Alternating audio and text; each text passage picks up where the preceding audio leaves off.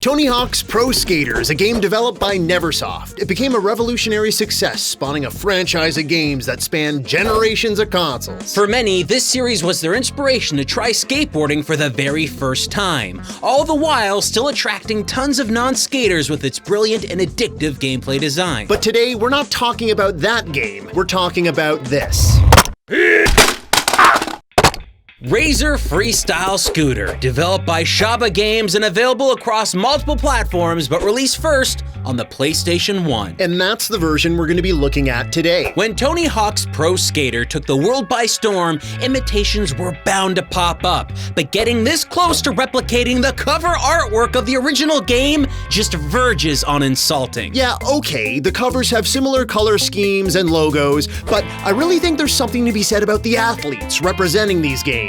Tony Hawk looks confident, pulling off a precision move that he's likely done a million times before. This guy?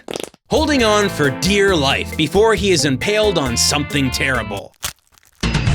Scootality. Sure, this game isn't the only one to try and ride the trend that Tony Hawk set. There were many others. But the difference between all the other replicas and this one is that Rerez Freestyle Scooter was actually licensed from a real scooter manufacturer. And licensing a brand name always guarantees a good game, right?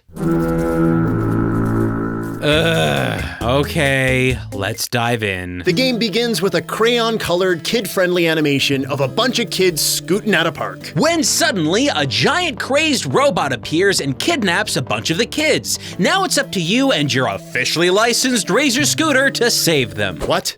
Why did any of that just happen? Because apparently the developers felt there needed to be a story for an extreme sports game involving scooters. You start by choosing a character. This one's name is Chad. Chad seems to have broken his wrist and one of his shoes are untied. Chad doesn't inspire confidence in us at all. Was this really the best choice for one of your starting characters? Kid with fractured bone and obvious tripping hazard? Maybe they're trying to say that by riding a Rerez scooter, you're likely to fall and break body parts? Well, they would be right!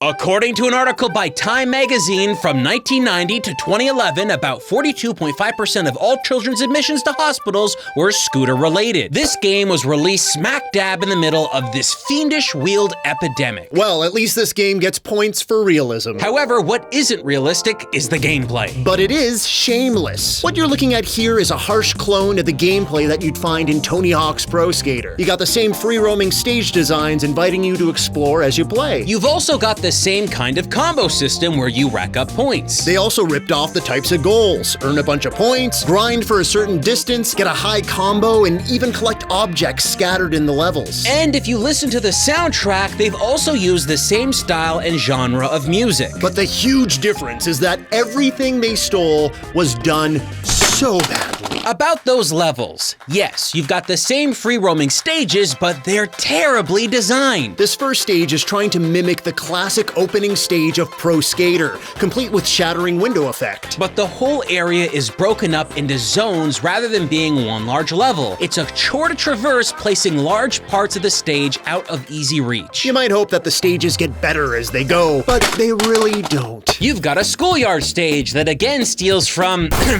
a certain skateboarding game, but it comes to a peak when you get to the third stage. Riding scooters dangerously on top of buildings. Combined with some less than stellar controls, you'll find yourself accidentally falling off the stage more than once. Rerez Freestyle Scooter! It's for kids! Scootality. What about the next stage after this one? Next stage? Well, yeah. There isn't one! This game has 3 main stages in total. You're kidding. Nope!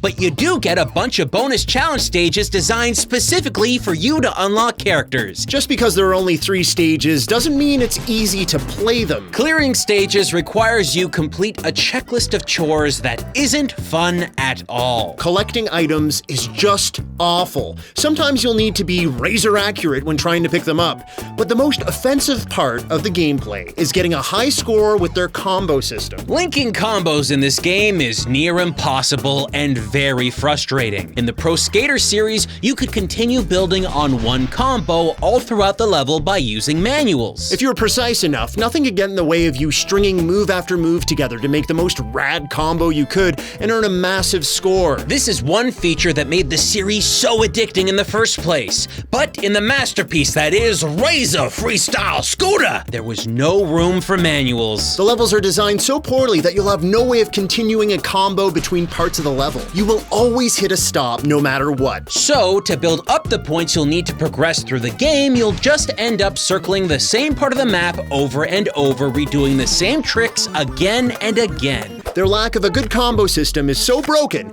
that they built in a feature where if you get enough points without crashing, they'll award you with extra time to keep playing a stage before the time runs out. Isn't that great, folks? Your reward is more time playing this terrible game! That doesn't seem like a good reward at all.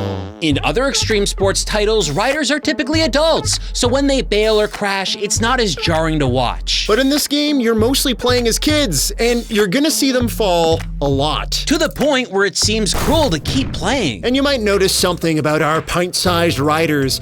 No helmets or protective gear of any kind. When you start up the game, you see a big disclaimer about how dangerous the stunts in this game are and how you should always wear protective attire when using a scooter for real. I'm sure every kid who brought this game home read the warning intently. If there's one thing that children love, it's safety warnings.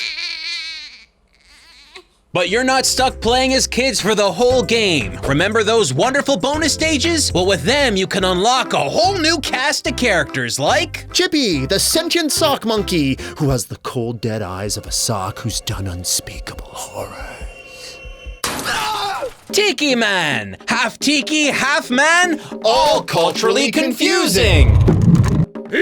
And also the robot that stole the kids from the start of the game. Yeah, when you beat the game, they play this terrible video. The robot gets shrunk down to kid size and has the greatest explanation as to why he kidnapped children. Thanks, I feel better. Being big made me crazy. Let's scoot. So he's not evil anymore, I guess. Now he's a playable character.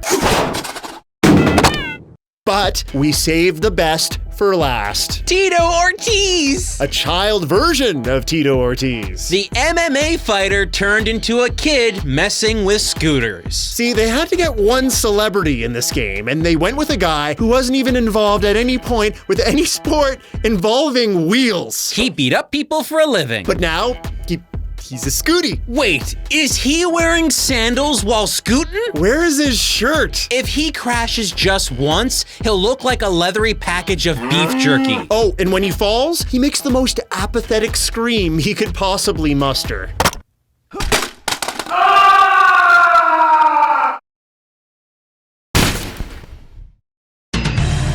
Scootality. They must have spent every last dollar getting Tito Ortiz to appear in this game. Nope. What? They didn't spend it with him. They took every last penny and spent it on this.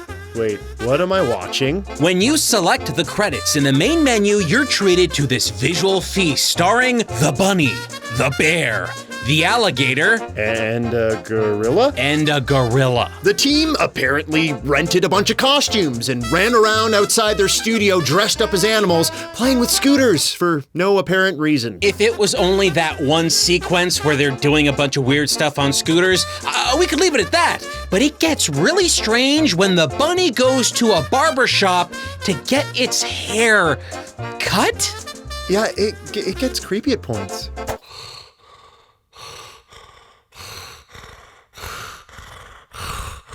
I want to pet the bunny. This whole credit sequence is 6 minutes long. Oh, that's not a joke. We timed it.